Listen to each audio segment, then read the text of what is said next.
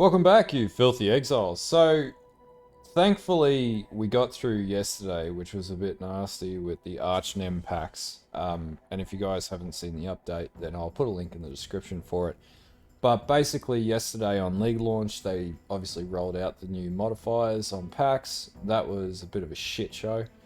But it's been hotfixed now, and I got back on the Blazing Salvo train, and we have this working. And right now, our map completion is sitting just up into the red tier maps, so we're doing early red tier maps. We're pretty much breezing through most things at this stage. Chart, we're down to Delve 88, so we're pushing down there pretty consistently. Now, a couple of observations with this build. Like, number one is this isn't the easiest league starter of them all, but it is absolutely as good as I anticipated it to be as we've been leveling up, or as it's been leveling up. It's getting more and more powerful, and it's noticeable as it scales up. Also, because the packs are so ridiculously still chunky right now and they do a lot of damage, this build is really good at dealing with that because we're running around with 6,500 health at level 88 by the second day with pretty, and we'll talk through the gear, pretty moderate gear. Like, there's nothing crazy special in this gear setup. But yeah, so a couple of the hurdles that I had to overcome was, number one, getting a 6 link was pretty critical so that you could pack in inspiration, because that's where a lot of your crit is actually coming from. And we're still sort of scaling up through leveling crit up. So right now it's, it gets as high as like 32.22% and can go as high as like maybe 35 to up to 40% as you start to sort of do more stuff. We do have overcapped resistances, which means we can now sustain Righteous Fire, which beefs up the deeps pretty significantly, actually. So yeah, it is pretty good. Now, the leadership price that we need for the Amulet, right now we're using an at-series foible to handle the mana which we're sustaining. That's something that is going to take a couple days to get, because right now it's like 2x on the market, even though there's like only a handful of builds that it's used for, and almost nobody plays those builds outside of obviously anyone who's watching this video and myself. And also the leadership's price requires you to balance your two highest attributes, which in this case is going to be these two attributes here. So health, intelligence, and strength. So that's going to be another hurdle that we're going to run into when we get to that stage, but let's not worry about that right now. So pretty much outside of that, like, it's very self-explanatory. This build is basically drop your Sniper's Mark, drop your Zealotry, which is a temporary aura that lasts for, nearly 20 seconds. Yeah, quite a while. And then basically you're just going to run through shield charge through maps, and then just blast shit with Blazing Salvo. Right now I don't have I don't have the Ruby Flask, so I can only do, I think, 9 projectiles. But yeah, it's working. Like, super tanky, 6.5k HP alone, and then right now we're not running Determination because I don't have the aura reservation. It's either that determination or more damage, and I prefer more damage. But as it stands, we get to like 8,500 armor. Sorry, we'll just crank that up. Yeah, nearly 13,000 armor. And that's just with running Defiance Batter, which is in here. Yep, there we go. And then, the other thing that we do is generate endurance charges by having Exonerable. So as we stand still and we cast and we just smash enemies, then we generate endurance charges as I get hit. And obviously I haven't auto-triggered my flasks up, but almost all my flasks except my Granite Flask all regenerate as I get hit, and they've all got pretty good rolls on them too, so 5 to 6 charges per hit. So once I get enough currency, I'll be able to get these up to auto-trigger status, and when they hit full, and then basically fully sustain flasks. But outside of that, the build so far is actually doing great. So anyway, let's talk through the itemization, and then yeah, let's see how we're going by the second day, and yeah, we'll go from there.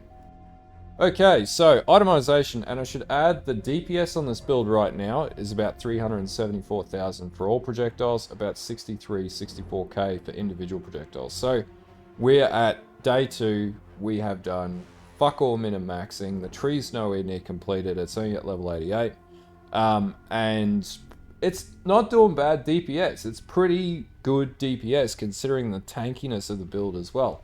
And I'll put this POB in the description as well to work off of. So gear-wise, let's just talk through from everything and tell you what I've got. So as far as my wand, we've got a really basic wand. We're focused on cast speed, so try and get something that's about 30% cast speed. Fire damage to spells. I managed to get flat crit chance, not a lot, but enough. 25% crit multi. And just flat spell damage I then crafted onto this. I picked this up for like 5C. Helm, life regeneration rate, chaos resistance, and cold res and life at this stage. We definitely could do with a better helm, but right now this is doing the job. And also just armor, as much armor as you can get into this build. We don't have determination in yet, but once we do, we'll crank that up.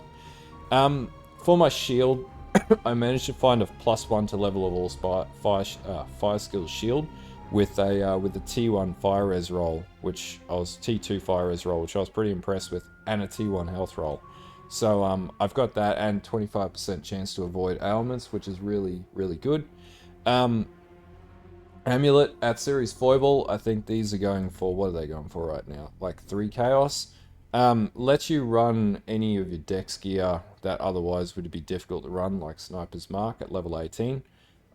Pretty much, you don't need it. It's got really, really good regeneration and obviously a lot more mana, so we can run some flat mana skills like Precision for right now while we're still leveling up.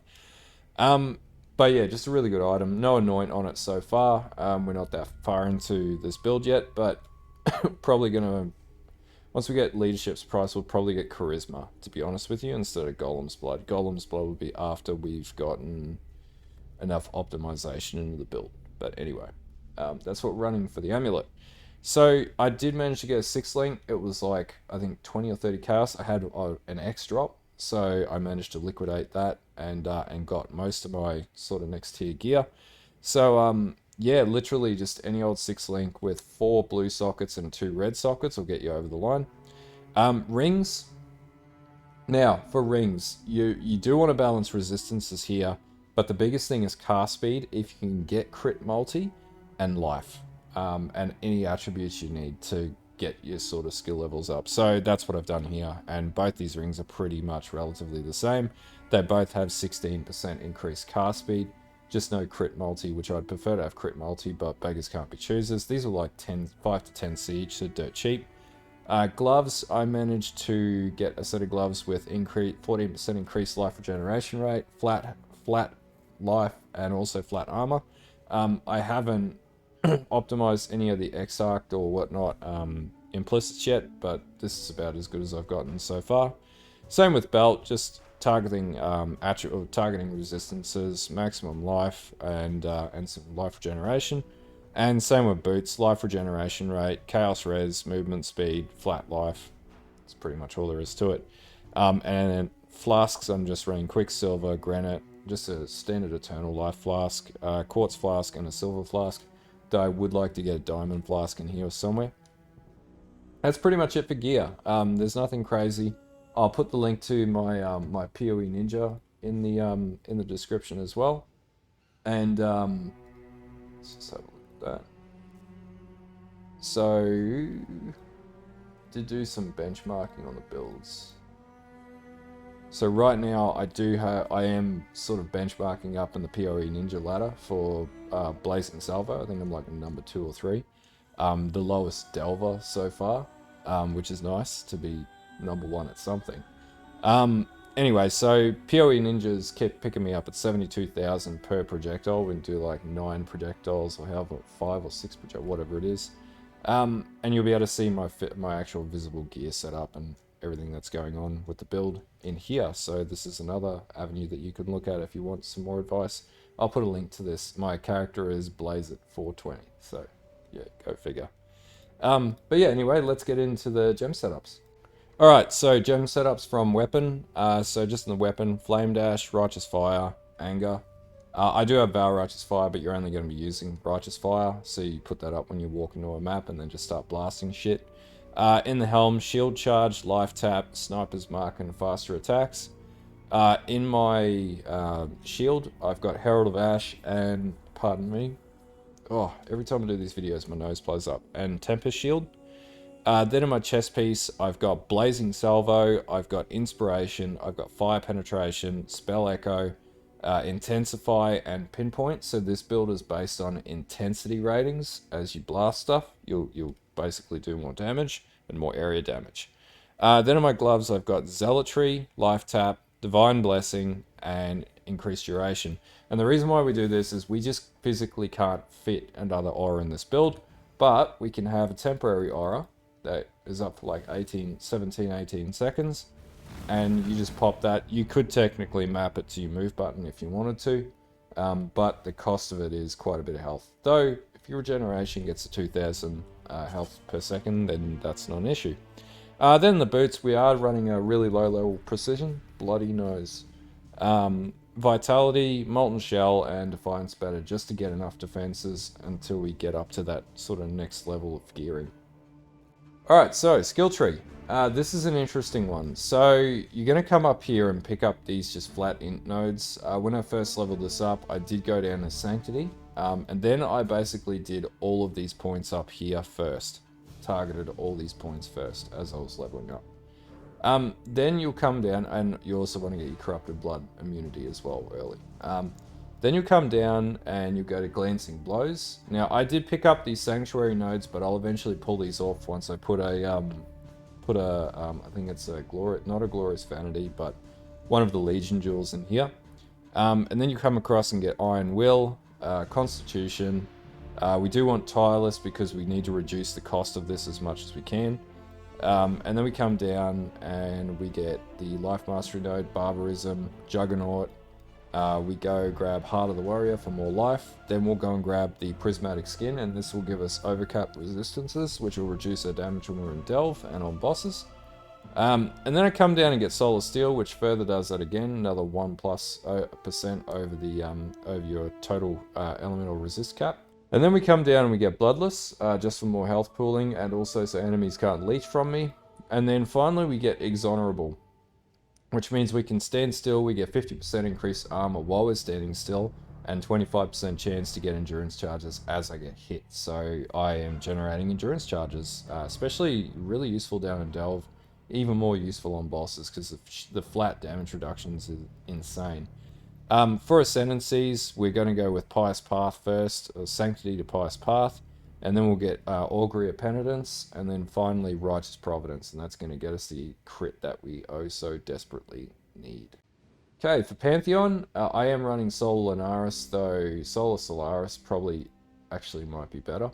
And then Solar Tukahama, because we're going to be stationary as well, so eventually we'll get that Capture the Curse King, and that'll give me more life regeneration. Okay, so really quick build update. So far, it's doing well. We're going to keep progressing it until we get it up to like taking on the Feared, or it's probably Cyrus farming. It's got huge boss potential, like it's so damn tanky, and it's really good in Delve as well. Anyway, if you're following this this build, like and sub, and I'll probably do a part 2 in like another 2 days or so, and I'll be trying to live stream as much as I can as well, so you can see me push through Delve.